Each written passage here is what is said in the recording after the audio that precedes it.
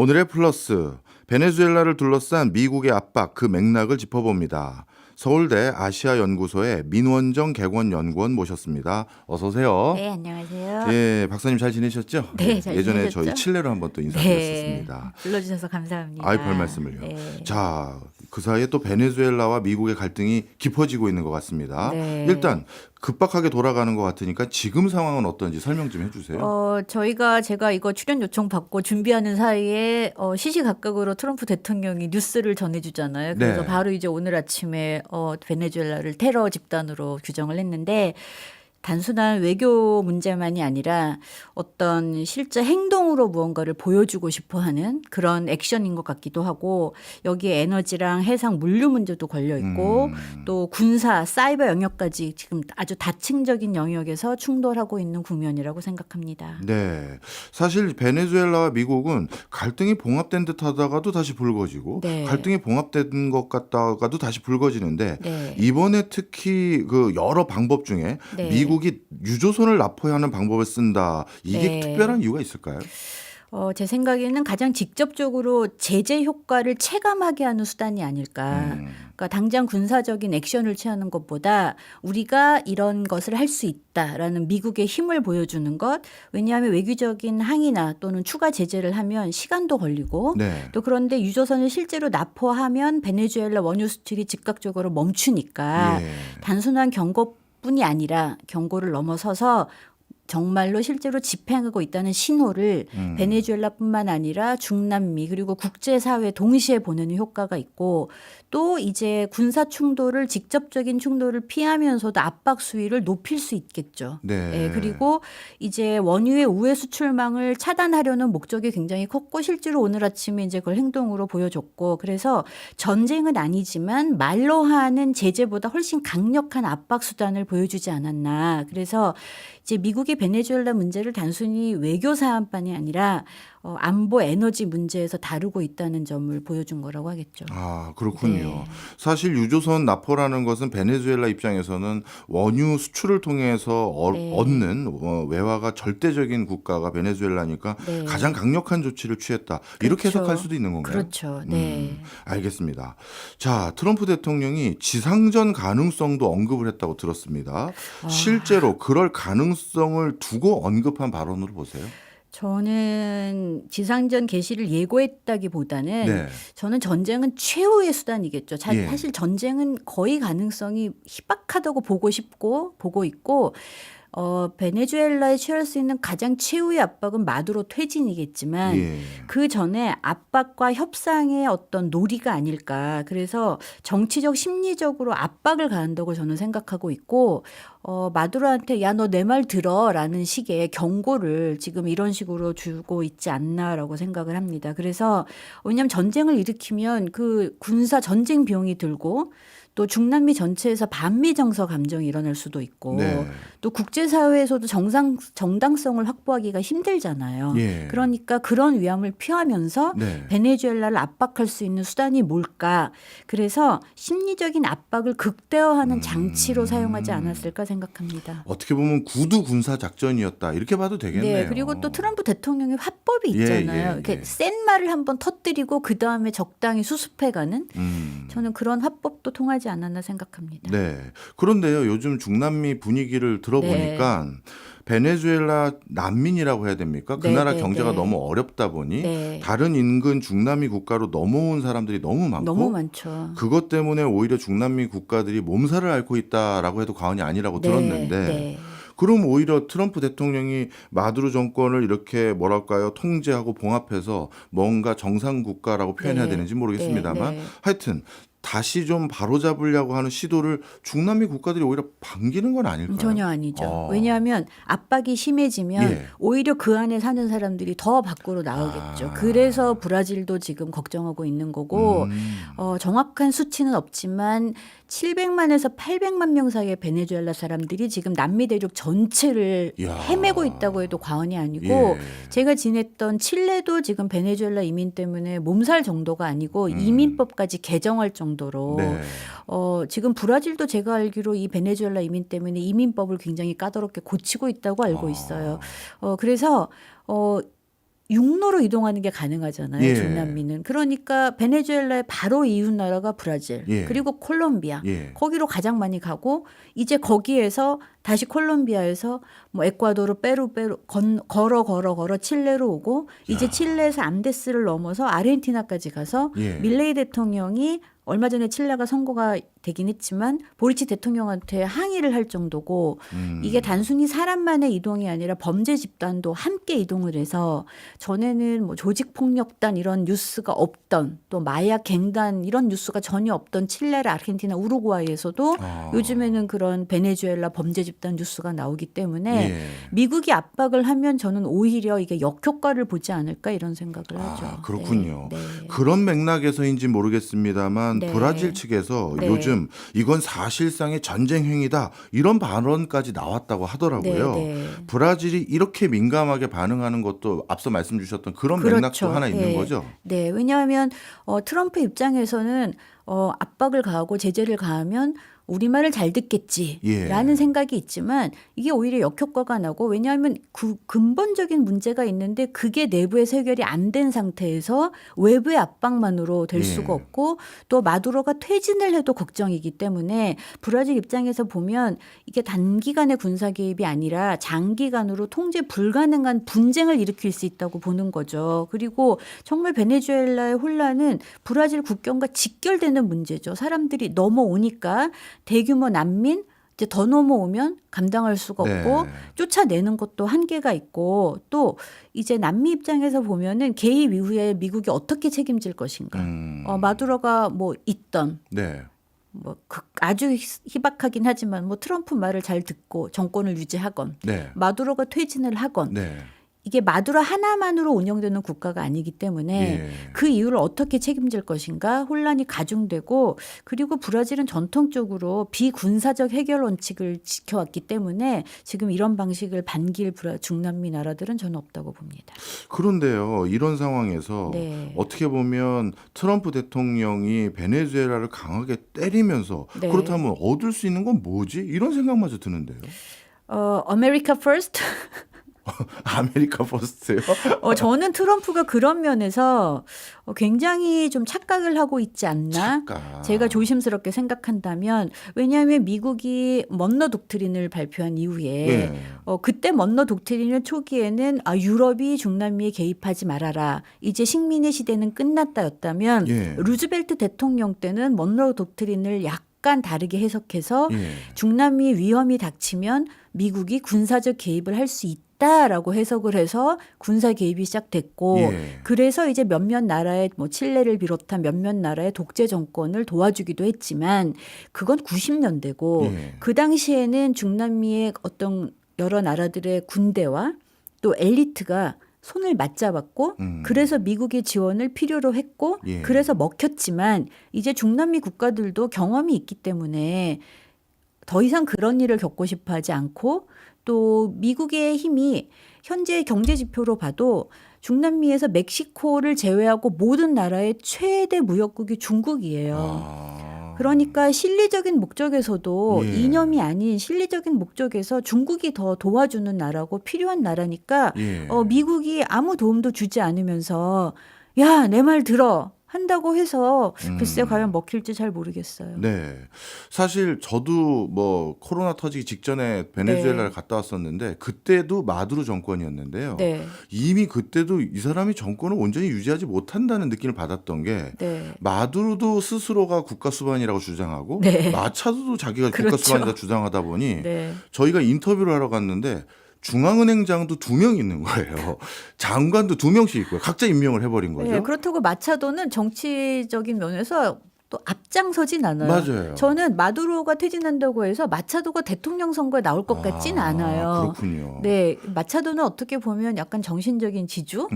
네, 며칠 전에 뭐 비록 노벨 평화상을 직접 수상하진 못했지만 네. 무사히 뭐 역경 끝에 탈출해서 도착을 하긴 했죠. 그런데 제가 인터뷰를 들어봐도 과연 마차도가 직접 전면전에 나설까? 전 그건 아닌 것 같아요. 네. 왜냐하면 마차도도 베네수엘라를 대통령이 되었다고 해서 통제할 수 없다는 걸 잘 알고 있을 거예요. 예.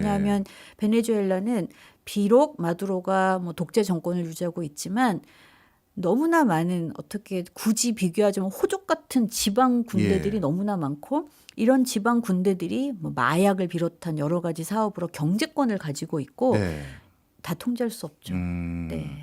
제가 이 말씀을 드렸던 이유가요. 네. 그때도 마두로가 이미 국가를 온전히 다 통제하고 있다라는 느낌은 못 받았는데 네. 그런데 이런 상황에서 미국으로부터 압박까지 받으면 네. 더 위축될 거 아니겠습니까? 그럼 미국에게 뭔가 화해의 제스처로 내가 이런 조치 정도는 해드리겠습니다. 뭐 이런 얘기를 좀 뭔가 할 것 하지 같아서요. 않았나요? 뭐 있나요? 우리가 석유 예. 미국에 잘 수출하겠다. 그래서 몇 가지 제안을 했어요. 했으나 트럼프 성에 차지 않았고 예. 일단 트럼프가 바라는 건 단순히 지금 석유 문제가 아니고 예. 제가 볼 때는 경제적인 요인도 있지만 지금 중남미에서 중국의 영향력이 커지는 것도 굉장히 못마땅하고 예. 미국의 영향력이 약해진 것도 이미 약해졌고 예. 그 상황도 참을 수가 없고 또 미국의 국내에 어떤 문제가 있는지 저희가 모르죠. 예. 여러 가지 이유로 하고 있기 때문에 베네수엘라에서 무엇을 제안한다 한들 할 수가 없고 뭐 트럼프 대통령이 베네수엘라에서 마약 수출을 막는다고 해서 이건 미국이 소비하기 때문에 수출하는 거니까 미국에서 국내 문제가 해결되지 않으면 중남미의 마약을 억압한다고 해서 해결될 수 있는 것도 아니고 네. 그래서 저는 지금 조금 어르고 달래야 할 시점에서 네. 좀 실질적인 도움을 줘야 할 시점에서 저희가 그 동화 있잖아요. 예. 왜 해와 바람의 이야기 같은 예. 너무 지금 강하게 나가고 있는 게 아닌가 그런 생각도 듭니다. 지금까지 말씀해 주신 거 한번 정리를 해보죠. 네. 중남미는 이미 많은 부분에서 중국으로 편향되어 있는 경제 구조를 가지고 있고 네. 그 과정에서 미국의 영향력도 낙해진 상황인데 네. 그 중심에 또 베네수엘라라는 국가가 좀 뭐랄까요? 국가 체계가 부실해지다 보니까 네. 중남미의 여러 가지 진통을 안고 있는 원인이 그렇죠. 됐는데 네. 트럼프가 이렇게 베네수엘라를 더 괴롭히면 네. 중남미 국가는 더 반미 정서가 반미 높아진다. 정권이죠. 그리고 실제 트럼프 대통령이 표면적으로 요구했던 것도 네. 실제 그게 가장 주된 원인이라고 지금 베네수엘라를 뭐랄까 딱 집어서 타격하려고 하는 가장 큰 원인이라고 보기도 어렵죠. 그게 네. 실제 해결책도 아니다. 아니고. 네. 이런 거군요. 네. 그럼 실제 베네수엘라 같은 나라는 미국 말고 뭐 네. 중국이나 혹은 러시아 뭐 이런 나라가 훨씬 더 중요한 거점 국가가 된 겁니까? 저희가 중남미의 사회주의를 잘 이해할 것 같은데 네. 일단 중남미에서 사회주의 정권이 들어섰다고 해서 그게 우리가 생각하는 좌우 개념과는 많이 다르고 네. 자 이제 베네수엘라의 사회주의와 다른 중남미 국가들의 사회주의도 조금 차이가 있는데 예. 전에 이제 칠레의 바첼렛 대통령이 당선됐을 때 한국의 언론에서는 쿠바로부터 칠레까지 사회주의 도미노라고 뉴스가 났는데 예. 너무나 결이 다른 사회주의예요. 왜냐하면 쿠바는 공산국가고 뭐 예. 니카라과도 비슷하다면 이 다른 중남미의 대부분의 사회주의는 사회주의인가 자본주의인가, 그러니까 포퓰리즘인가 아니면 신자유주의인가. 뭐 아르헨티나의 경우에는 페로니즘인가 예. 신자유주의인가로 가는데 사회주의가 어떤 이념이 아니라 정책이죠. 그런데 베네수엘라는 이 사회주의를 정책을 뛰어넘어서 국가의 예. 정체성을 만들어버린 거예요. 그 전에 차베스부터 시작해서 예. 그런데 마두로가 어떻게 보면 차베스를 이어받았는데 예. 차베스 시절에는 90년대 뭐 2000년 초반까지는 마두로가 2013년부터 집권을 했나요? 예. 그런데 이 차베스 정권 때는 원자재 값이 좋을 때예요. 예. 괜찮았죠. 괜찮았어요. 베네수엘라. 그러니까 예. 그 당시에 중남미에는 사회주의 국가들이 많이 있었어요. 아. 왜냐하면 복지 정책을 펼칠 만큼 예. 그래도 여유가 있었는데 지금은 원자재 값도 좋지 않고 세계 경제가 다 어렵고 네. 그 상황에서 더 이상의 그 차베스를 모방한 네. 이런 정책이 먹히지도 않고 예. 또 마두로는 차베스만큼의 카리스마나 통제력이 없어 보여요. 예. 그러니까 불안불안하고 그렇다고 해서 전체 베네수엘라를 다 총괄할 수 있는 것도 아니고 예. 굉장히 흔들흔들한 상태에서 네. 이제 미국이 압박까지 강하면 힘들어지죠. 그런데 중국은 전혀 인연과 상관없이 아주 실리적인 목적으로 이미 중남미에 너무 깊이 파고들었어요. 네. 중남미의 어지간한 기관 산업에 거의 전 나라에 중국 자본이 안 들어가 있는 산업은 없습니다. 네.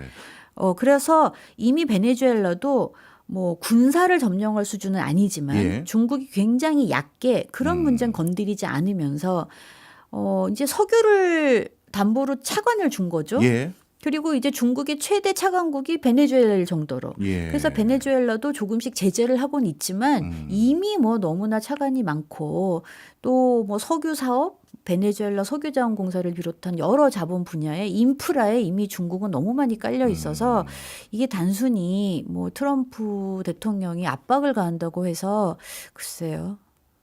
단순히 뭐 미국으로 돌아선다 뭐 이건 아니죠. 네. 네. 이제 여기 우리 송경제 청취자분들 중에서는 이렇게 의구심을 가지신 분도 계실 네, 것 같아요. 네. 사실 원자재 가격이 최근엔 안 좋았다고 말씀하시지만 네. 요즘은 진짜 고공행진 그렇죠, 중이거든요. 또, 네. 구리, 은, 금, 뭐 나머지 네. 비철금속도 마찬가지고. 네. 근데 중남미 국가들은 이런 자원이 많은 국가들인데 네. 아니 이렇게 원자재 가격이 오르면 빚도 좀 갚고 네. 복지도 다시 하고 해야 되는 거 아닌가 싶은데 왜 더 어려워진 거죠? 이게 중국이 혹시 다 그 사업권의 이권을 다 가져간 겁니까? 제가 보니까 예. 제가 이제 한국에 와서 다시 중남미를 바라보니까 예. 한국에서는 그래서 예전에 종속이론을 많이 공부들 하셨구나라고 이해되는 면도 있어요. 그러나 이 중남미의 역사는 식민의 유산이 너무 깊고 예. 식민지 시절부터 또 독립을 할 때에도 그 크리올들이 어차피 유럽의 후손이잖아요. 네. 그래서 어느 한 나라가 온전히 내 나라가 아니죠. 그러니까 유럽의 기업들이 소유권을 가지고 있다고 해서 남의 나라라는 개념도 희박하죠. 네. 그리고 당시에 기술과 자본이 없을 때 이미 너무나 많은 유럽 자본들이 들어갔고 또 19세기 말 이후 뭐 독립을 한 이후부터 20세기에는 아주 본격적으로 미국 자본도 들어갔고 예. 그러나 문화적으로 굉장히 유럽과 일하기가 편하고 이제 21세기 들어선 중국이 굉장히 공격적으로 그러나 전혀 이념이나 군사 문제 없이 실질적인 투자를 하고 예. 그러다 보니까 자기들도 알아요. 이렇게 너무나 의존적으로 가면 안 된다는 걸 알지만 다시 우리가 제조업을 만들고 뭐 기술을 개발하고 하기에는 시간이 너무 오래 걸리죠. 이게 약간 악순환이 될 수도 있고 네. 또 내부적인 구조적인 문제가 정말 다 뒤집혀야 될 만큼 많은데 그 상태에서 무엇을 먼저 해야 될지도 잘 모를 것 같고 네. 그러니까 나름의 유지를 하고 있는 거죠. 네. 무슨 말씀인지 이해됐습니다. 원자재 가격이 오르든 떨어지든 그것에 대한 이익을 온전히 실현할 수 있는 사회 시스템이 전혀 안 돼요. 안 되어 있는 게 이제 가장 큰 국가별로 문제군요. 차이가 있는 거죠. 예. 그 와중에 조금 잘하고 있는 게 칠레. 그래서 미국과 가깝기 때문에 뭐 예. 부정적이든 긍정적이든 효과도 보고 역효과도 보는 곳이 멕시코. 예. 또 덩치가 워낙 커서 경제 규모도 큰 브라질이 있다면 네. 다른 나라들이 조금 약간 국가 규모가 작아질수록 네. 이런 상황이 힘들 수가 있고 네. 베네수엘라는 지금 이게 정권의 문제도 있고 정권이 흔들흔들하니까 정말 지방 호족 같은 지방 군인들이 난무하고 네. 이게 어떤 순간부터 통제 불가능이 된 거죠. 그렇겠네요. 네. 사실 원자재 같은 거 발굴하려면 지방에서 또 뭔가를 해야 되는데 그렇죠. 거기는 실제 치외법권이나 다름없는 그렇죠. 지경까지 가버렸으니 네. 하긴 원자재 가격 오른다고 이게 국가의 환류가 안 되겠네요. 또 베네수엘라는 해외 투자자 입장에서 볼 때도 예. 계약을 했는데 이 계약을 내가 믿을 수가 있나? 그렇네요. 예. 장관이 2명인데 누구랑 예, 계약을 해야 누구를 되는 믿어? 거야? 왜냐하면 마차도도 정신적 지주고 예. 뭐 그 에드문드 곤살레스 대통령 선거 당선됐다가 또 죽을까봐 또 어디 도망가고 예. 이런 상황에서 여기랑 계약을 한들 그러면 투자가 안 들어오면 네. 개발을 못 하고 그래서 네. 실제로 베네수엘라 지금 석유 그 시설도 네. 굉장히 시설이 낙후돼 있고 개선을 해야 하지만 이게 굉장히 악순환이죠. 네. 외국의 투자를 받아야 되는데 예. 투자를 못 받아. 그 와중에서 그 알량한 수출도 지금 미국이 못 맞게 또 막아. 네. 그러면 난감하죠. 이해되네요. 네. 자, 그러면 반대로요. 뭐 베네수엘라에 투자한 중국 입장을 여쭤보지 않을 수가 없는 게 네. 물론 베네수엘라만 투자한 게 아니지만 네. 다른 중남미 국가도 많이 투자했지만 방금 박사님께서 말씀 주신 것처럼 이들 국가는 뭔가 온전한 비즈니스를 할 수 있는 시스템이 정비되어 있지 않다 말씀 네. 주셨잖아요. 네. 그러면 중국은 돈만 잔뜩 투자하고 지금 털린 거 아닌가 싶어요. 아니죠. 저는 중국 사람들이 무섭다는 생각을 많이 해요. 왜냐하면 제가 칠레에서 본 것도 중국의 냄새를 느끼기 시작한 게 예. 15년 정도 된 것 같았거든요. 그래서 정말 천천히 예. 그래서 어느 날 보면 중국 은행이 떡하니 들어와 있고 네. 또 어느 날 보면 중국 모바일 회사가 막 간판을 약간 중국이 뭐라고 할까? 이게 중국을 제가 비난하는 게 아니라 네. 뭔가 조금 세련되지 못한 것 같으면서도 네. 일단 해봐라고 이렇게 쳐들어가는 듯한 그런데 그게 전혀 공격적인 냄새가 나지 않고 그렇군요. 예, 뭐 항만을 건설하고 도로를 깔아주고 너무나 필요한 것들 예. 미국은 안 해주잖아요. 예. 그리고 어제 국제사회에서도 베네수엘라가 조금 뭐 외교적으로 고립될 때 중국이 베네수엘라가 완전히 무너지지는 않게 해주는 거죠. 아. 그리고 당장 석유가 급하지 않잖아요. 예. 중국이. 이러고 있다가 정말 나라가 망할 것 같으면 그때 중국이 석유를 퍼가겠죠. 아. 지금 당장 돈 들여서 기술을 네. 개발하고 이럴 필요가 중국은 없죠. 중국이 약간 만만디? 네. 조금 장기적인 안목에서 보는 것도 저는 그런 식으로 지금 투자를 해왔고. 무슨 말씀인지 이해했습니다. 예. 그러니까 통상적인 기업 단위의 비즈니스 셈법이 아니라 네. 조금 중장기적이고 또 국가 차원에서 큰 네. 틀에서 바라보는 투자를 했기 때문에 민과 관이 함께 가더라고요. 아, 저는 예. 제가 2004년부터 칠레 있었는데 그때도 중국 사람들이 와서 땅을 사요. 땅을요? 네. 땅을 사서 여기다 땅을 왜 사지? 예. 네. 그리고 이제 정부에 사는 일은 잘 보이지도 않아요. 예. 왜냐하면 이제 그건 이제 고위층과 내고를 통해서 투자를 하는 거니까. 그리고 제가 어느 모임에 갔더니 중국 분이 젊은 여성 통역원을 데리고 와서 보통 남의 나라 가서 모두가 스페인어를 하면 조금 기가 죽을 법도 한데 전혀 기죽지 않고 혼자 계속 중국어로 떠들면 옆에 통역하시는 분이 계속 통역을 하고 예. 전혀 분위기 개의치 않고 예. 물론 이 개인의 성향도 있겠지만 그래서 그렇게 땅을 사더니 어느 순간 슬금슬금 여기도 중국이 뭐가 있네? 여기 또 뭐가 있네? 그런데 지금 이런 현상이 중남미 전체 그냥 짧은 답변 한번 부탁드립니다. 그 땅값은 올랐나요? 올랐어요. 네. 알겠습니다. 앞서 말씀 주신 내용을 종합해 보니까요. 베네수엘라뿐만 아니라 다른 중남미 국가도 마찬가지인 것 같습니다만 네. 특히 베네수엘라도 이거 민과 관, 중국의 네. 민과 관의 자본이 들어와서 많은 것들을 투자하고 또 중장기적인 호흡과 그렇죠. 일반적인 기업의 셈법과는 다른 방식으로 네. 뭐 투자를 이어가고 성과도 내고 있는 것 같다. 네. 자, 그러면 중남미 국가들, 베네수엘라 포함해서요. 네. 여기에 대한 우려의 시선도 높아질 것 같아요. 당연히 있죠. 예. 그런데 그게 우리식의 반미냐 반중이냐는 아니에요. 예. 중남미 사람들은 이분법적인 것을 선호하지 않고 있고 그러나 의존의 깊이가 더 깊어지면서 예. 우려는 하죠. 왜냐하면 예. 중남미 사람들도 계속해서 그런 종속 경제를 반복하고 싶어 하진 않아요. 또 어떤 개입도 원하지 않아요. 그런데 과도한 경제 의존에 대한 우려는 분명히 있습니다. 예. 그래서 이제 뭐 광물이 많이 나는 칠레나 페루나 아르헨티나 이런 나라에서는 네. 조금씩 어떤 제재를 하게 되죠. 뭐 환경 문제도 있고 하니까 온전히 그렇게 하진 않게 나름의 제재를 물론 이제 하고 있습니다. 예. 왜냐하면 한쪽으로 쏠리면 위험하다는 것을 누구보다도 잘 알고 있어요. 그리고 이제 정치 외교적인 자율성 훼손에 대해서도 같은 중남미에서 굳이 베네수엘라의 독재를 선호하지 않든 뭐 지지를 하든 안 예. 하든 상관없이 미국이 어떤 한 나라의 내정에 간섭하는 것은 모두가 원하지 않죠. 그건 정말 원하지 않고 그리고 이제 중남미는 어떻게 보면 제2차 세계대전 후에는 어떤 외교적인 중립지 역할도 해왔고 네. 나름의 자율성이 있었어요. 예. 뭐 냉전과 별로 상관이 없이. 예. 그런데 지금 트럼프 대통령이 집권하면서 이제 일기 때에도 자기가 베네수엘라를 맘대로 못했잖아요. 잠깐 그 한을 풀고 싶어하는 것도 있는 것 같고 지금 트리니다드 토바고가 미국이 베네수엘라의 군사 기지를 활용할 수 있도록 장소를 또 제공했잖아요. 예.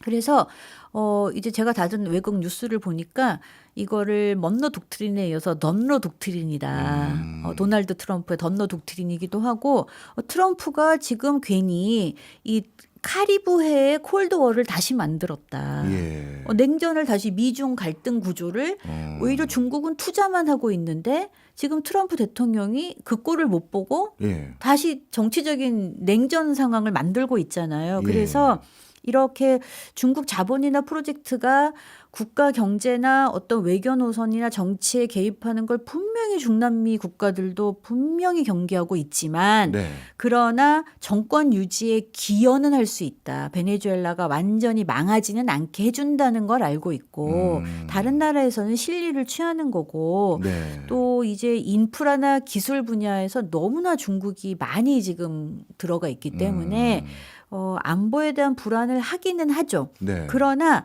이게 실질적으로 국민들이 살 때에는 집단적인 반발로 이어지진 않아요. 왜냐하면 위협이라기보다 관리해야 될 파트너 너무 깊게 너무 우리한테 이래라 저래라는 하지 않게는 우리가 관리 좀 해줘야 되지 않나? 그리고 미국과의 관계를 조정할 때에도 조금 지렛대로 사용할 수 있지 않나? 남미 국가들은 실리적입니다. 아, 그렇군요. 네. 자, 그러면 미국의 이제 어떤 전략 노선, 이건 네. 이제 이해가 됐는데요. 네. 정작 카운터 파트너에 해당되는 베네수엘라의 마두로 대통령. 네. 이분은 우리가 이렇게 단순하게 분류할 수 있는지도 잘 모르겠습니다만 네. 일단 우리 뭐 브라질의 룰라 대통령 하면 친중 성향 이렇게 하잖아요. 네, 네. 그럼 마두로 대통령은 친중 성향의 정치가입니까? 경제적으로는 친중일 테고 정치적으로는 뭐 중국, 러시아, 이란 뭐 다 같이 친하잖아요. 예. 지금 미국이 겁내는 게 그거일 수도 있고 네. 저는 트럼프 대통령이 군사 행동을 할 때 어떤 생각이 들었냐면 중국은 전혀 군사 문제를 일으키고 싶지 않았는데 네. 이렇게 트럼프가 갑작스러운 행동을 보이면 마두로도 못지않게 돌발적이고 충동적이기 때문에 중국한테 나 군사로 도와줘 하면 어떡하지? 아. 저는 좀 뜬금없는 생각이긴 하지만 네. 그 생각도 했어요. 근데 중국은 어지간해서는 예. 군사로 할 것 같진 않아요. 네. 그럼 박사님 말씀을 듣고 보니까 네. 마두로가 아주 대놓고 친중 성향의 정치 행보를 보인 건 아니고 아니고 그냥 베네수엘라 자체가 중국이 많은 침투를 한 그런 구도가 됐다. 이 정도로 그렇죠. 봐야 되는 네. 거네요. 그럼 마차도는 친미 성향의 정치인입니까? 저는 그거 아니라고 봐요. 아. 예, 자국의 이익이 되는 걸 추구하는 거지. 네. 이게 꼭 어디다 선택을 안 하죠. 네. 그러니까 이쪽이 나에게 필요한 점을 취하고 저쪽이 나에게 필요한 점을 취하고. 왜냐하면 중남미는 냉전의 영향이 좀 덜 간 곳이고 이념이 중요하지 않은 곳이거든요. 네. 근데 지금 괜히 트럼프가 거기에 이제 문제를 자꾸 만들고 있는 거죠. 네. 어. 박사님 말씀 듣고 보니까 더더욱 의구심이 드네요. 네. 그럼 마두로 정권 축출이 네. 친중 정권을 축출하는 그런 것도 아닌 것 같은데. 상징적인 요소가 있겠죠. 상징적인 요소. 네. 자기의 힘을 보여주고 어떤 정치적이고 상징적인 이유가 크지 않을까. 지금 트럼프가 정말 아주 극단의 상황에 가서 마두로를 축출한다 한들 중남미 국가들이 중국 투자를 다 트럼프한테 잘못 보이면 저렇게 돼. 그래서 중국 투자를 다 없앨까요? 예. 아니죠. 그렇죠. 네, 할 수도 예. 없고. 예. 그래서 그냥 어떤 트럼프 대통령한테는 베네수엘라가 내가 끝까지 정리해야 될 대상?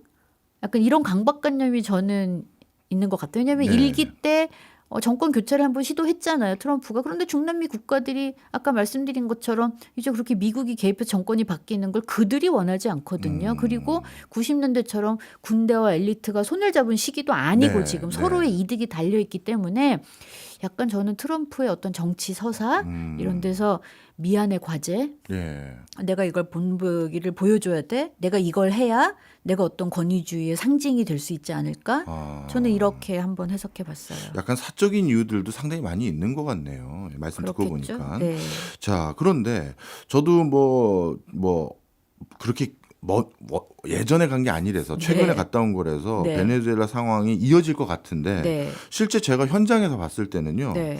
이 마두로 정권을 추출한다라는 거에 대해서 네. 베네수엘라 국민들도 이 사람이 실정을 많이 한 걸 다 알아요. 네. 알지만 그래도 마두로다라고 뭐랄까 지지하는 사람도 굉장히 많더라고요. 우리의 개념으로 정말 이해할 수 이해가 없는. 없죠. 이해할 수가 없었어요. 네. 이렇게 국가를 망가뜨렸는데 그래도 마두로다라고 생각하더라고요. 대안이 없다는 걸 알거든요. 그 비슷한 느낌을 네. 받았습니다. 예전에 유럽계 사람들의 백인 모습을 가진 네. 지도층들이 그동안 누렸던 거 네. 이런 것들에서 우리 인디오들을 네. 이제 배려하고 어떻게든 고려해 네. 주려고 했던 차베스 네. 그 차베스의 계승자인 마두로 그렇죠. 이거는 우리가 미우나 고나 같이 가야 된다 이런 인식이 차베스의 많아요. 계승자이기 때문에 예. 봐주는 것도 있고 예. 그리고 마차도가 이 일을 할 수 없으리라는 것도 알아요. 아. 마차도가 할 수 있을까요? 저는 그걸 알기 때문에 본인도 대통령 선거에 나서지 않을 것 같아요. 마차도는 왜 이런 정권을 완전히 못 잡죠? 마차도는 제가 마차도의 영어 인터뷰를 들었는데 예. 마차도도 결국 엘리트죠. 네, 영어를 그렇게 유창하게 하고 네.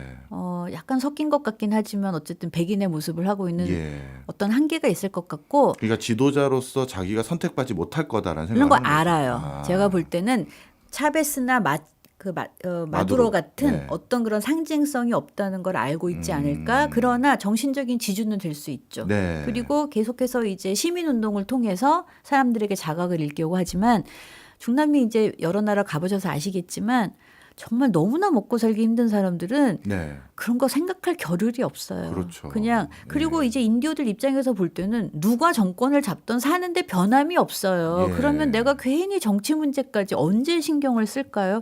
이게 우리나라 개념으로는 정말 이해하기 힘들지만 예. 현실에서는 그렇죠. 네. 네. 박사님 말씀도 저와 비슷한 것 같으니 그러면 네. 이번에 마두로를 축출한다고 해서 네. 합리적이고 평화적인 권력 전환, 권력 이양 이거 거의 현실적으로 안 안 일어나겠네요. 되죠. 아. 그러니까 마차도도 베네수엘라가 붕괴되는 걸 원하지 않아요. 예. 마차도도 미국이 개입해서 마두로가 축출당한다고 하면 베네수엘라가 정말 붕괴가 될 수 있다는 것도 알아요. 그런데 그 출구 관리를 누가 하죠? 미국은 책임질 수 없어요. 예. 그러니까 마차도는 어떻게 보면 전략적으로 출구를 관리하는 수준이지 이걸 내가 어떻게 봉합을 하겠다, 수술을 하겠다 이건 아니죠. 왜냐하면 베네수엘라가 붕괴, 실패, 탄압 이런 악순환을 겪어왔기 때문에 그 누구도 그런 역사를 반복하고 싶지 않고 마차도가 이걸 누구보다 잘 알고 있고 이 가장 큰 변수가 말씀드린 것처럼 군과 엘리트의 태도인데 이들도 각자의 이득이 있고 이게 정말 완전히 질서 있는 권력 전환을 마차도가 늘 주장하는데 말만 들어도 힘들어 보이잖아요. 네. 이 질서 있는 권력 전환하려면 군부, 예. 뭐 정보기관, 뭐 국영기업, 그 석유회사 같이 집단적으로 이탈을 하거나 예. 집단적으로 중립을 선택하거나 해야 되는데 아무도 그러지 않겠죠. 예, 그렇기 때문에 그냥 다들 생존이 가능한 이 구조를 유지하면서 예. 정권 붕괴 시에 책임을 추궁당할까 봐 아. 약간 그런 걸 두려워하기도 하고 네. 그러니까 꼭 잘 살아야 돼 이거보다 네.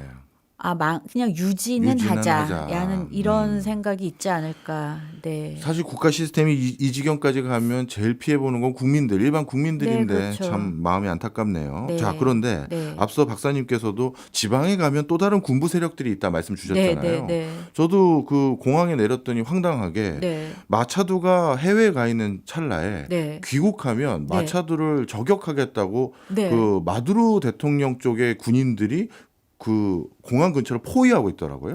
근데 또 마차도 쪽에 또 군인들은 반대쪽에서 또 총을 또 겨누면서 네. 우리 대통령 아니면 정치 지도자를 지키겠다 이러고 있고요. 네. 근데 말씀 들어보니까 지방에도 또 각각의 호족 그렇죠. 군벌이 있습니까? 네. 네.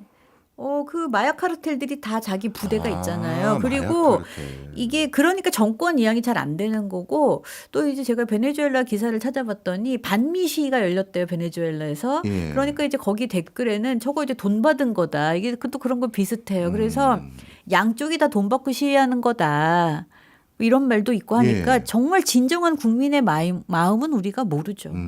그러면 그 군벌을 유지하고 있는 네. 그런 세력들은 자금이 있어야 그걸 유지할 텐데 마약. 그 돈은 마약. 네. 예. 그리고 요새 마약 카르텔들이 마약만 하는 게 아니잖아요. 그럼 뭐 또 하는가요? 그러니까 멕시코의 경우에는 아보카도 산업을 같이 한다거나. 아. 그러니까 만약 마약은 변수가 많잖아요. 예. 뭐 이제 계속 미국이랑 유럽에 수출을 하긴 하지만 갑자기 뭐 조금 제재가 가해질 때도 네. 있고 또 이제 그러니까 이렇게 몰래 수출하기 위해서 뭐 형태를 가루로 만들었다가 뭐 부피를 줄였다 여러 가지를 해야 된다면 아보카도는 그냥 수출할 수 있잖아요. 그렇기 때문에 다변화를 해요. 그들도 발전을 하고. 예.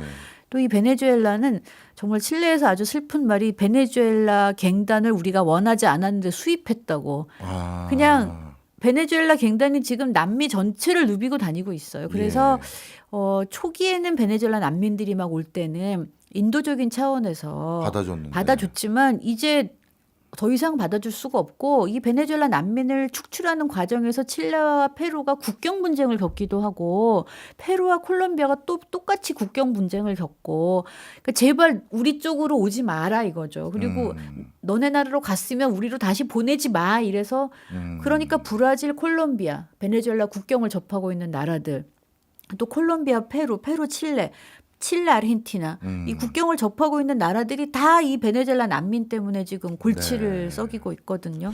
그 정도 되면 네. 이럴 수는 없는 건가요? 베네수엘라 난민들 때문에 많은 중남미 국가들이 힘들어하고 있으니 네. 그러면 물론 중남미 국가들도 살림살이가 팍팍한 건 알지만 네. 우리 다 같이 모여서 네. 십시일반 돈을 좀 거둡시다. 그리고 베네수엘라 재건 사업에 우리 얼마 1조 하자. 거기도 뭐 메르코스 같은 메르코스 뭐 같은 거 있으니까. 이런 것들이 있으니 네. 그런 협의체를 통해서 지원책 같은 거 만들자는 목소리는 없나요?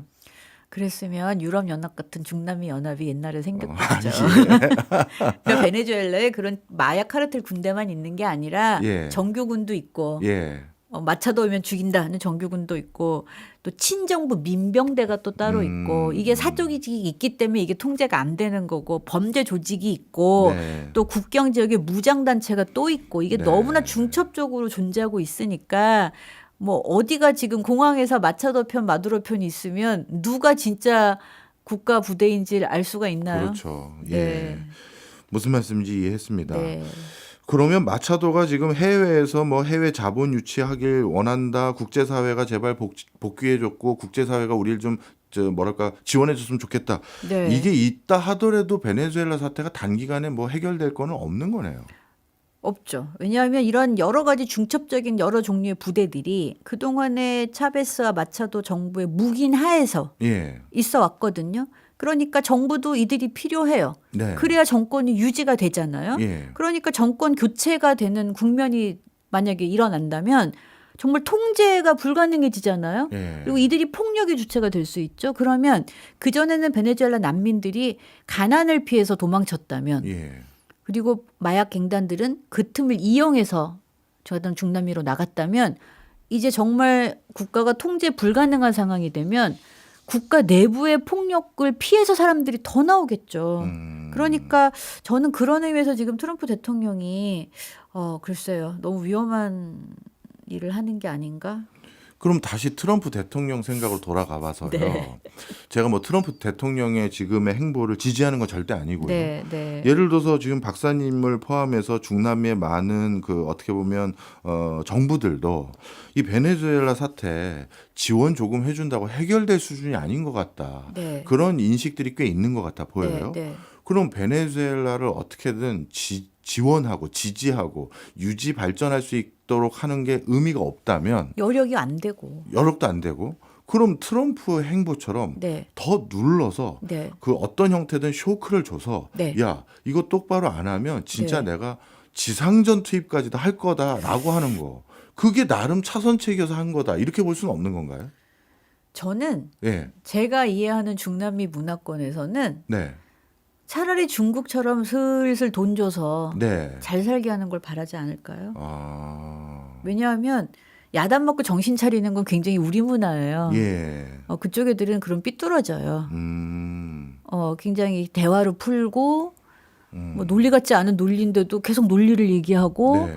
오래 얘기하고 이렇게 가야지 뭐 야단을 치고 소리를 지르고 이거는 잘 안 통해요. 제가 이해하는 중남미 그 문화에서는. 문화권에서도 이게 수용성이 떨어지는 방식이군요. 예, 그러니까 트럼프가 너무 전략을 조금 잘못 잡은 것 잘못 같다. 잡은 것 같아요. 네. 네.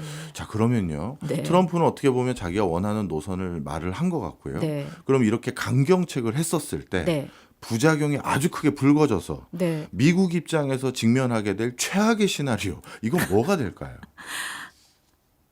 정말 우리가 아주 극한의 스타일 이제 뭐 시나리오를 한번 써본다. 예. 그래서 마두로 정권이 붕괴했다. 네. 그러면 아까 말씀드린 여러 그런 군 부대 각각 여러 종류의 군 부대를 비롯해서 예. 일단 군부나 정보기관에도 내부 파벌이 있는데 그들도 갈라질 것이고 또 범죄 조직이나 국경 무장 세력이 정말 거의 사조직처럼 이제 난립을 할 것이고 또 석유나 금강을 장악한 어떤 경제 네트워크도 그런 군 부대가 뭐 민병이든 군병이든 차지하고 있는 게 있는데 이게 이제 다 독자적인 힘과 이해관계가 이제 갈라지겠죠. 네. 갈라지고 사람들은 국가가 힘들어지니까 이제는 경제적인 문제 플러스 국가 내의 폭력 때문에 더 나오겠죠. 그러면 중남미 전체가 혼돈의 도가니가 정말 될 네. 거고 또 이게 정말 베네수엘라 시스템이 대통령이 명령은 할 수 있지만 모든 폭력을 직접 통제할 수가 없단 말이에요. 이런 시스템 예. 때문에.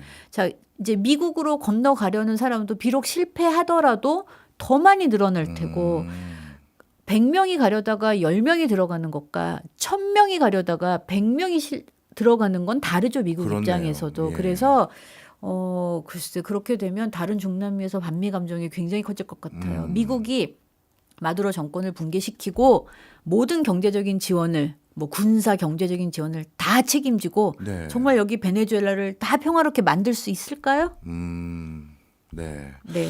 어찌 보면 미국이 직면하게 될 최악의 시나리오는 중남미 네. 전체의 반미 감정 그리고 더 많은 사람들이 미국을 향해 출발할 수 있다. 그리고 이제 중국이 더 마음 놓고 이제 개입할 예. 수 있죠. 그동안은 중국의 지나치게 경제적 이유로 의존하는 것을 조금씩 사람들이 그래도 견제해 왔는데 예. 이제 너무나 미국에 대한 반감이 커지고 하면 중국이 마음 놓고 투자해도 되겠죠. 네. 예, 이게 지금 왜냐면 베네수엘라 독재가 고전적인 독재와 많이 다르거든요. 네. 대통령이 마음대로 할 수 있는 것도 아니고 대통령이 이런 여러 종류의 기관과 부정부패를 서로 눈 감아 주면서 협력하는 과정이기 때문에 이게 마두로 하나 축출한다고 해서 그 다음에 이제 더 감당할 게 늘어나는데 과연 할 수 있을까요? 네.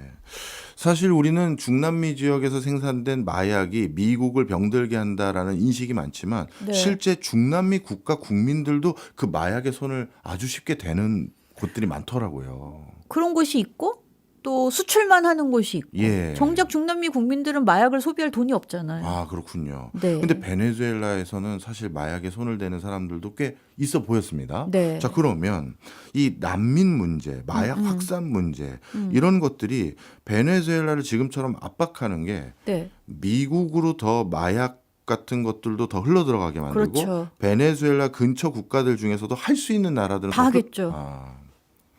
그럼 네. 누굴 위한 일도 아니네요. 네. 어허. 왜냐하면 이제 베네수엘라 정치 체제가 말씀드린 것처럼 이게 독재나 민주주의 문제가 아니거든요. 네. 굉장히 어떤 복합적인 독재 국가이기 때문에 정말 대통령이 교체됐는데 민병대가 따르지 않거나 군대도 당연히 뭐 이탈하겠죠. 모두가 통일된 의견을 가지고 있는 게 아니니까. 그리고 이제 뭐 금강이나 석유의 이권 집단도 다 반발하고 거기에 이제 중국 자본, 뭐 다른 유럽 자본이 들어와 있으면 각각 자본이 들어간 곳이 이권에 따라서 다 갈라질 텐데 그걸 다 통제할 수가 없기 때문에 그래서 정권이 바뀌어도 질서를 유지하기가 어려운 걸 알기 때문에 국민들도 그냥 사는 걸 수도 있고 그런데 이제 트럼프 입장에서는 내가 마두로 이 사람만 하나 그냥 처치하면 된다?